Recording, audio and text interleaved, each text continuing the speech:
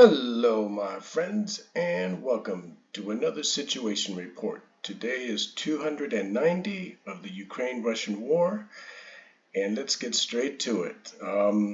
Deep State Map is reporting that according to preliminary data, the enemy has entered Yakovlivka and also has a slight advantage in the eastern outskirts of Bakhmut and Pervomaiske. Okay, and so I got to really zoom in here, guys, so you can see the difference. We go here to Bakhmut.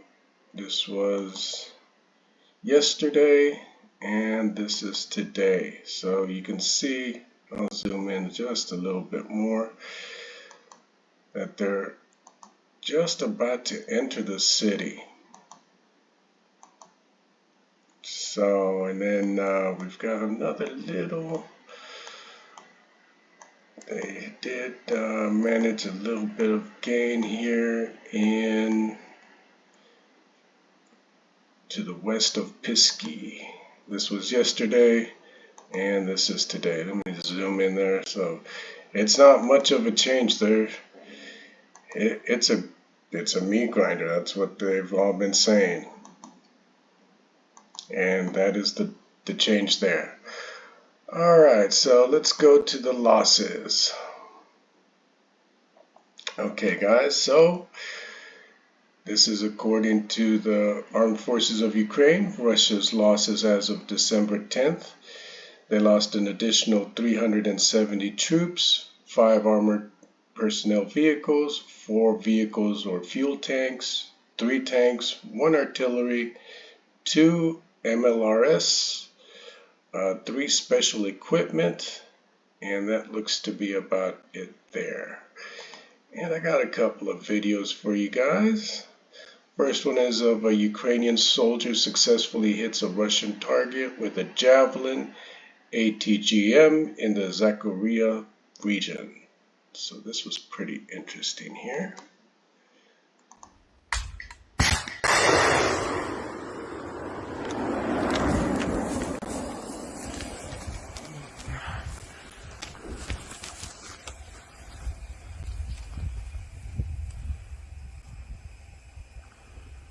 You can see this guy blow up right there.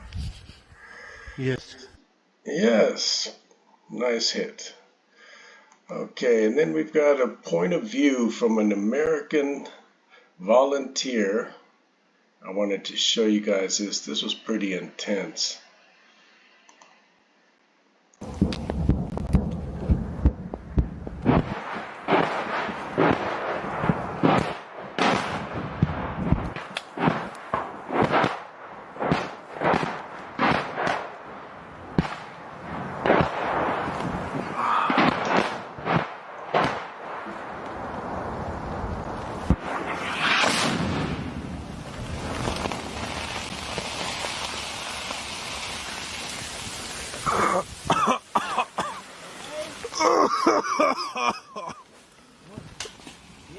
Yeah, okay. And that is what you call a miracle. That's 7 meters away. That's tank fire. You're meant to die from that.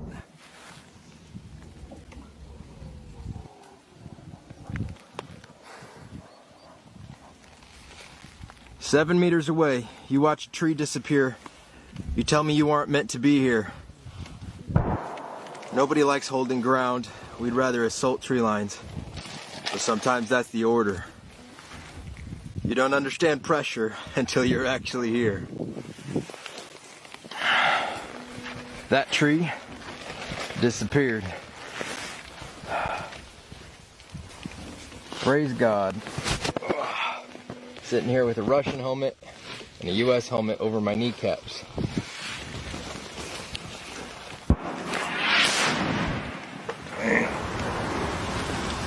Oh, tits.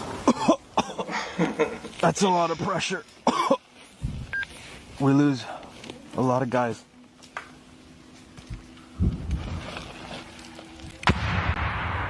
To contusions and shrapnel.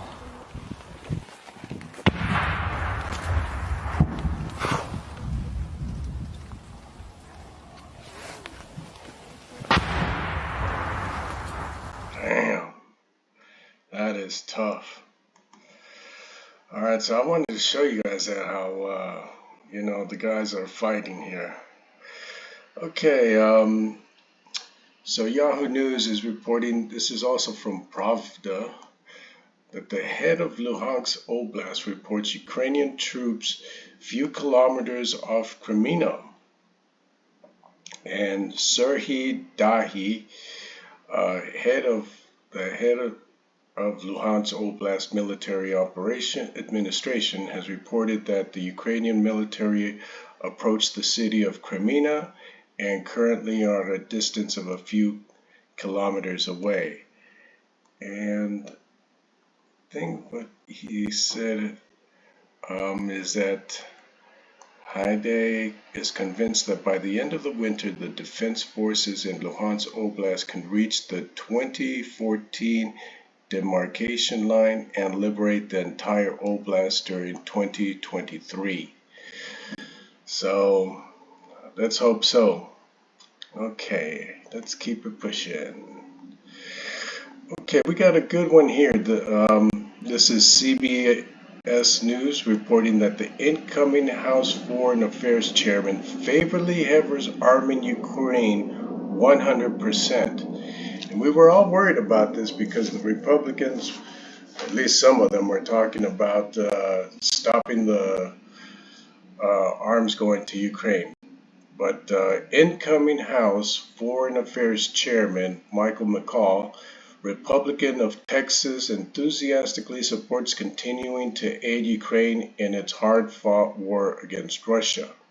Quote, I think going with the amount of investment we've made is very small relative to destroying the Russian military, he told CBS News in an interview Friday, and that what we've done without one American soldier being attacked, killed, or in country, to me that's a pretty good investment. Well, no American soldier officially, there are volunteers, and asked if he would favor more heavily arming the Ukrainians to bring the war to a faster conclusion, McCall responded 100%, because the longer you drag this out, the more bloodshed. Like, I don't think he understood that. We want this thing to end. So give them what they need to end. And he goes on to say, but when the 118th Congress is in session in January, he plans to make some changes. He wants more information on how U.S. funds are being spent. And here they go. It's the American taxpayer dollars at stake here, and they deserve to know where the money is going. And we know where it's going. It's going to weapons. Like, this is just, filler talk for him. What I did find interesting, though, is McCall said right now the Ukraine has trouble hitting the longer-range Iranian drones in Crimea. And one of the most effective weapons the U.S. has provided is the high-mobility artillery rocket system known as HIMARS. The system fires a 200-pound warhead up to 50 miles and hits within 10 feet of its intended target. Retired General Ben Hodges, former commander of the U.S. Army in Europe, told CBS News' David Martin in September that it has virtually eliminated Russia's numerical advantage.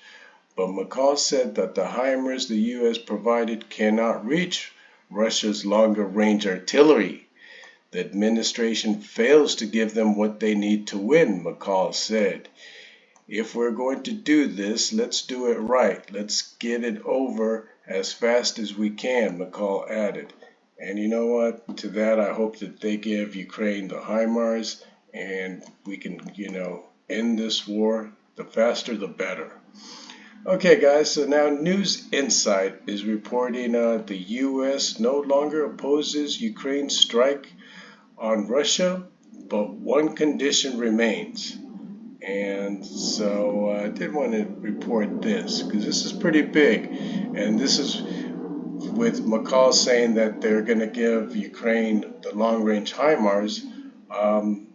This might be the condition. The Pentagon has long forbid Ukraine to strike at the territory of Russia. However, after numerous massive strikes on the Ukrainian energy sector, the opinion of the U.S. Defense Department has changed, as reported by the Times. And the Geneva Conventions must be respected. Now, the Pentagon gives Ukraine the green light to strike Russia. However, there's one condition. The Ukrainian military must adhere to the international laws of war and the Geneva Conventions. That means no civilians should suffer. Okay. The stance in Washington regarding the strikes has changed. And where is it here? U.S. Secretary Anthony Blinken spoke on the issue. We have not encouraged or allowed Ukrainians to strike inside Russia. However, the source of the Times in the Pentagon noted, we are not telling Kyiv do not strike Russians in Russia or Crimea. After all, the United States cannot tell Ukraine what to do, and it is up to Kyiv to decide how to use its weapons. So I thought that was pretty interesting there. And now, mill in Ukraine. Russian troops change tactics in Bakhmut. Bakhmut right now is the heaviest battlefront, and in the Bakhmut direction, Russian forces have changed tactics and began creating assault detachments. This was announced by a spokesman for the Eastern Group of Troops of the Armed Forces of Ukraine, Serhiy Cherata. Instead of using company battalion formations, the Russians are now creating assault detachments. Okay, and the detachments include assault groups divided into subgroups that directly storm and those that cover them with fire. And we are studying these tactics, and for every such military poison, we have an antidote, said Serhiy. And so that's what's going on there, guys. And now I wanted to report this. Melitopol, right now, allegedly 8 hits were recorded which sounded like HIMARS projectiles. And so this was in Melitopol. And then we've got some video here. Это гостиница? То гостиница. Got a little bit more video here. Всем привет, с вами проект Варгонза. Сейчас мы находимся в Мелитополе, куда буквально полчаса назад был нанесен удар, скорее всего, предположительно, ракетами HIMARS. Попали, как всегда, в гражданское строение. Это была база отдыха, при ней же было кафе, которое полностью уничтожено, как вы можете видеть. Пожар очень большой, огнеборцы прибыли на место практически сразу же. So we can see it burning there.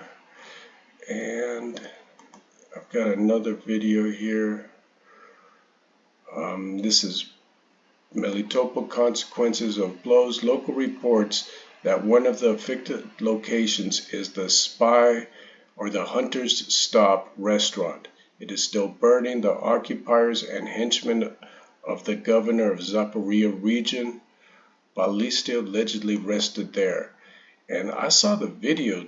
I saw another video to this, guys, that I cannot show because there were just dead soldiers everywhere. And with that, let me show you this one.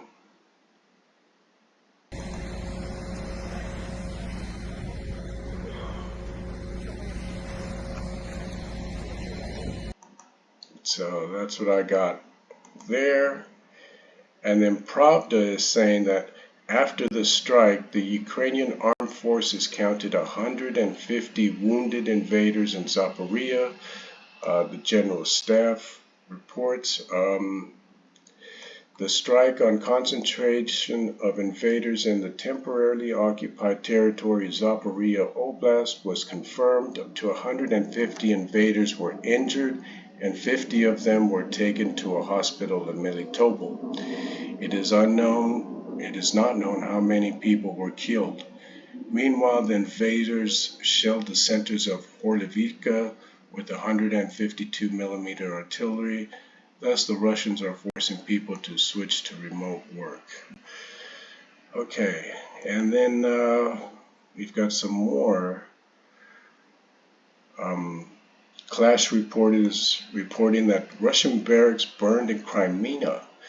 There are dead and wounded. According to preliminary data, there were several thousand soldiers housed in barracks. And we got a little video here.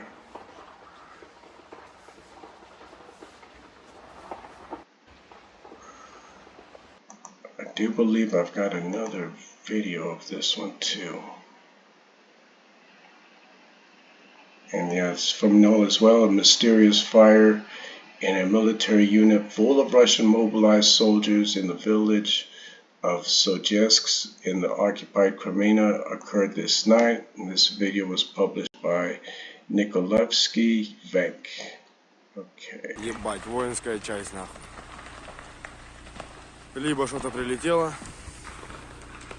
либо, блядь, вояки допились нахуй, долбоебы. А так, хуй его знает. So, Ukraine is working, guys. Alright, and so let's get to some good news here. The EU Council decides on 18 billion package for Ukraine despite Hungary's veto. So, despite the Hungarian veto, the Council of the European Union has reached an agreement on a legislative package that will allow the European Union to provide Ukraine with financial assistance in the amount of 18 billion euros in 2023. The agreement was announced by the press service of the EU Council on Saturday, writes European Pravda. So, all right. This is pretty intense. And then the Kyiv Independent is reporting that Germany to provide Ukraine with 470 power generators. The German embassy in Ukraine announced on December 10th that the German Federal Agency for Technical Relief will provide Ukraine with 470 electrical generators of different power classes worth 19.5 million euros. And then we've got MFA of Ukraine reporting, we are grateful to the people of the Republic of Korea for the dispatch of much needed assistance, 20 super powerful 500 kilowatt generators, medical equipment and medicines including vaccines for children and anti-cancer drugs from Incheon Airport to Ukraine. And here we can see the little banner from the people, from the Korean people. So that is pretty nice. And it doesn't stop, it gets better, guys. Azerbaijan has sent electrical equipment to Ukraine as humanitarian aid to support the energy sector of the country affected by Russian missile attacks. The cargo includes 45 power transformers and 50 generators. And here we can see, let me see here. Okay. Those are the transformers. And looks like more transformers there. So, all right, Azerbaijan. And then we have Norway. Norway to allocate 100 million to restore Ukraine's damaged infrastructure. Norway announced on December 9th that it will provide 1 billion kroner, which is 100 million, to repair Ukraine's infrastructure damaged in Russia's mass missile attacks.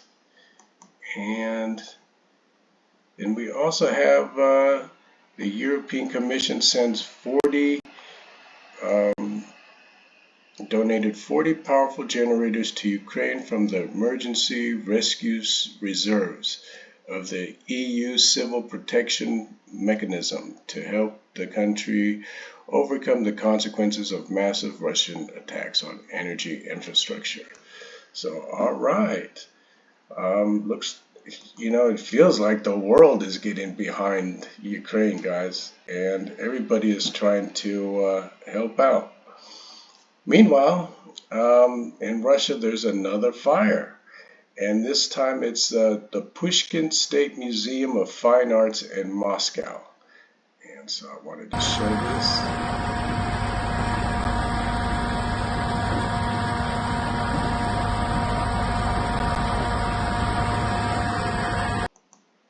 So it looks like it's not going to burn all the way down, and they do look like they've got somewhat control of it. It's just amazing though, because we're seeing a fire almost every day here in Russia. I think yesterday there were 3 fires, and they all look like partisans, and that's really saying something. Okay, and now we go to CNN here. Freed Russian arms dealer Viktor Bout says he wholeheartedly supports the Ukraine war and would volunteer if he could. And so the freed Russian arms dealer Viktor Bout said on Saturday, he wholeheartedly supports the military operation. Of course he did. They just released you from an American prison in exchange for Brittany Grenier. So I'm sure he wholeheartedly supports it. And the interesting part is that he certainly go as a volunteer if he had the opportunity and the necessary skills. Yeah, I'm sure you got the necessary skills. They don't need it. They take anybody. And Bout, nicknamed the Merchant of Death by his accusers, was released Thursday from U.S. detention in a prison swap for U.S. basketball star Brittany Grenier. And then we have MSN. This actually comes from Radar Online. Vladimir Putin to undergo emergency colony surgery after rumors Russian resident leader fell down the stairs and soiled himself. So this story just keeps on going. Vladimir Putin is scheduled to undergo emergency colon operation after the Russian leader allegedly fell down a set of stairs and defecated himself last week. RadarOnline.com has learned. The surprising development marks the latest procedure the 70-year-old Russian president is forced to undergo amid reports Putin's health is quickly deteriorating. And according to the Daily Star, evidence of Putin's state of health following the fall was evident Thursday night as the leader met with Kyrgyzstan's President Sadir Japarov. An aide also spotted following Putin closely as the Russian president stepped off his plane and slowly walked over to greet Japarov. Putin will have a simple surgical operation, said one Telegram source regarding his upcoming procedure. And the source added that the fall from the stairs last week, which resulted in a bruised tailbone, did not go unnoticed and caused new problems that not directly related to the bruise. And then let's see here. I want to cover this at the very end here. Okay, so the Press Information Office of the President of the Russian Federation has since denied the rumors of Putin soiling himself, telling Newsweek via email that the story was completely untrue. Yeah, well, we can't really, infer anything from that because everything that they say is untrue. So, who knows, guys? I don't know if it's true or not. I find it interesting that they keep on reporting this, so there might be some truth to it.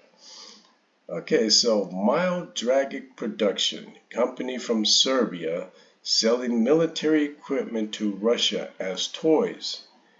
And we have a little picture here, and it says, warning, this is a toy. Helmet is not providing any kind of protection, especially not providing ballistic protection. and standard serial number 91229. And this is inside a helmet. So I don't know, guys, like that's interesting that the Russians are buying toy helmets for their soldiers. And here we have a video of a kamikaze loitering munition developed by a Russian company to counter infantry and other UAVs during tests. It has a 5-kilometer range and 1 kilogram warhead. It's designed to be cheap for mass production. And man, this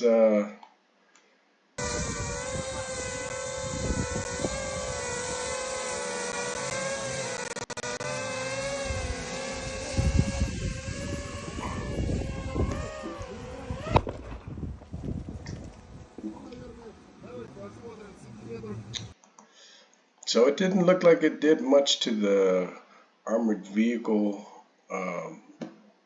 but a 1 pound, kilogram, 1 kilogram, not 1 pound, 1 kilogram warhead, that still does some damage. And, the thing is that they're going to make these cheap, and Ukraine is doing it too. Like, this is going to be a new standard of war.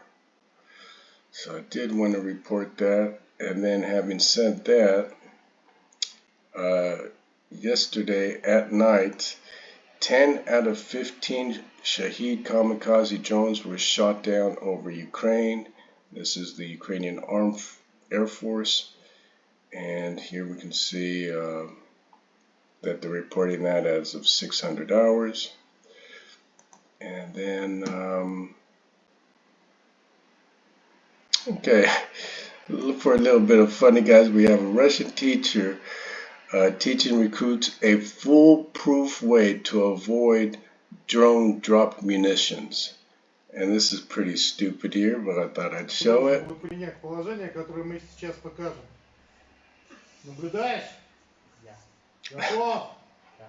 Yeah. 221, 222, 223.